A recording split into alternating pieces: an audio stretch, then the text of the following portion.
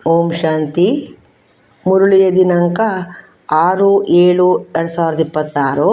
ಪ್ರಾತಃ ಮುರುಳಿ ಬಾಬ್ದಾದ ಮಧುಬನ. ತಂದೆಯು ತಿಳಿಸುತ್ತಾರೆ, ಮಧುರ ಮಕ್ಕಳೇ, ಜೀವಿಸಿದ್ದಂತೆಯೇ ಈ ಶರೀರದಿಂದ ಭಿನ್ನವಾಗಿ ಬಿಡಿ. ಅಶರೀರಿಯಾಗಿ ತಂದೆಯನ್ನು ನೆನಪು ಮಾಡಿ. ಇದಕ್ಕೆ ಡೆಡ್ ಸೈಲೆನ್ಸ್ ಎಂದು ಕರೆಯಲಾಗುತ್ತದೆ. ಪ್ರಶ್ನೆ: ನೀವು ಮಕ್ಕಳೀಗ ತಮ್ಮ ತಳಪಾಯವನ್ನು ಶಕ್ತಿಶಾಲಿಯನ್ನಾಗಿ ಮಾಡಿಕೊಳ್ಳುತ್ತಿದ್ದೀರಿ. ಈ ಬಲವು ಯಾವ ಆಧಾರದಿಂದ ಬರುತ್ತದೆ? ನೀವು ಮಕ್ಕಳೀಗ ತಮ್ಮ ತಳಪಾಯವನ್ನು ಶಕ್ತಿಶಾಲಿಯನ್ನಾಗಿ ಮಾಡಿಕೊಳ್ಳುತ್ತಿದ್ದೀರಿ. ಈ ಬಲವು ಯಾವ ಆಧಾರದಿಂದ ಬರುತ್ತದೆ? ಉತ್ತರ: ಪವಿತ್ರತೆಯ ಆಧಾರದಿಂದ. ಎಷ್ಟು ಆತ್ಮವು ಪವಿತ್ರ ಅರ್ಥಾತ್ ಸತ್ಯ ಚಿನ್ನವಾಗುತ್ತಾ ಹೋಗುವುದೋ ಅಷ್ಟು ಬಲವು ಬರುತ್ತದೆ. ತಂದೆಯು ಈಗ ಸ್ವರಾಜ್ಯದ ತಳಪಾಯವನ್ನು ಇಷ್ಟು ಬಲವಾಗಿ ಹಾಕುತ್ತಾರೆ. ಅರ್ಧ ಕಲ್ಪದವರೆಗೆ ಆ ತಳಪಾಯವನ್ನು ಯಾರೂ ಅಲುಗಾಡಿಸಲು ಸಾಧ್ಯವಿಲ್ಲ. ನಿಮ್ಮ ರಾಜ್ಯವನ್ನು ಯಾರೂ ಕಸಿದುಕೊಳ್ಳಲು ಸಾಧ್ಯವಿಲ್ಲ. ಗೀತೆ. ಓಂ ನಮಃ ಶಿವಾಯ.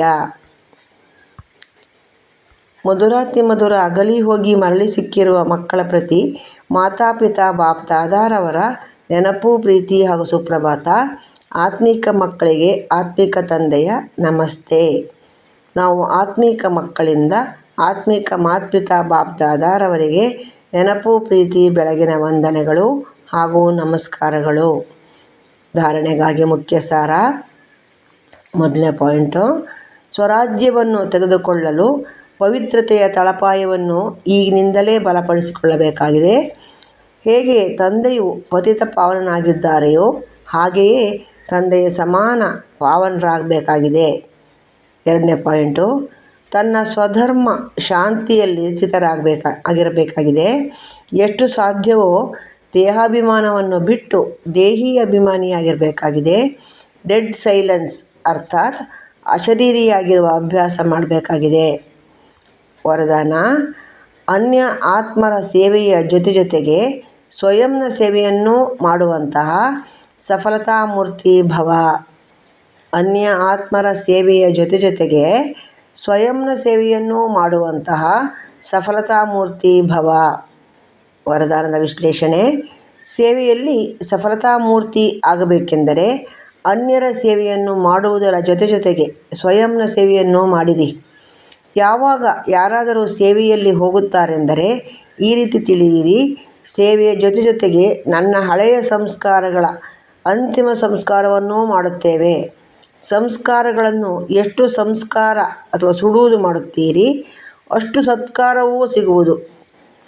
ಎಲ್ಲ ಆತ್ಮರು ತಮ್ಮ ಮುಂದೆ ಮನಸ್ಸಿನಿಂದ ನಮಸ್ಕರಿಸುತ್ತಾರೆ, ಆದರೆ ಬಾಹ್ಯ ರೂಪದಿಂದ ನಮಸ್ಕರಿಸುವವರನ್ನಾಗಿ ಮಾಡಬಾರದು. ಮಾನಸಿಕವಾಗಿ ನಮಸ್ಕಾರ ಮಾಡುವವರನ್ನಾಗಿ ಮಾಡಬೇಕಾಗಿದೆ.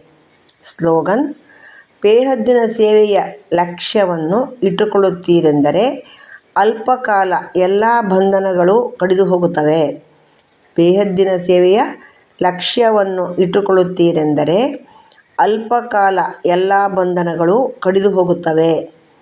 ಅವ್ಯಕ್ತ ಸೂಚನೆ: ಜ್ವಾಲಾ ಸ್ವರೂಪ ಸ್ಥಿತಿಯಲ್ಲಿರುತ್ತಾ ಶಕ್ತಿಶಾಲಿ ನೆನಪಿನ ಅನುಭವ ಮಾಡಿ. ಜ್ವಾಲಾ ಸ್ವರೂಪ ಸ್ಥಿತಿಯಲ್ಲಿರುತ್ತಾ ಶಕ್ತಿಶಾಲಿ ನೆನಪಿನ ಅನುಭವ ಮಾಡಿ. ಎಲ್ಲಿಯವರೆಗೆ ನಿಮ್ಮ ನೆನಪು ಜ್ವಾಲಾರೂಪವಾಗುವುದಿಲ್ಲ ಅಲ್ಲಿಯವರೆಗೆ ಈ ವಿನಾಶದ ಜ್ವಾಲೆಯು ಸಹ ಸಂಪೂರ್ಣ ಜ್ವಾಲಾರೂಪವನ್ನು ತೆಗೆದುಕೊಳ್ಳುವುದಿಲ್ಲ. ಅದು ಉರಿಯುತ್ತದೆ, ನಂತರ ಶೀತಲವಾಗುತ್ತದೆ. ಏಕೆಂದರೆ ಜ್ವಾಲಾಮೂರ್ತ ಮತ್ತು ಪ್ರೇರಕ ಆಧಾರ ಮೂರ್ತ ಆತ್ಮರು ಈಗ ಸ್ವಯಂ ಸದಾ ಜ್ವಾಲಾರೂಪ ಆಗಿಲ್ಲ. ಈಗ ಜ್ವಾಲಾರೂಪರಾಗುವ ದೃಢ ಸಂಕಲ್ಪ ತೆಗೆದುಕೊಳ್ಳಿ ಮತ್ತು ಸಂಘಟಿತ ರೂಪದಲ್ಲಿ ಮನಸ್ಸು ಬುದ್ಧಿಯ ಏಕಾಗ್ರತೆಯ ಮೂಲಕ ಶಕ್ತಿಶಾಲಿ ಯೋಗದ ಪ್ರಕಂಪನಗಳು 4 ಕಡೆ ಹರಡಿಸಿರಿ. ಓಂ ಶಾಂತಿ.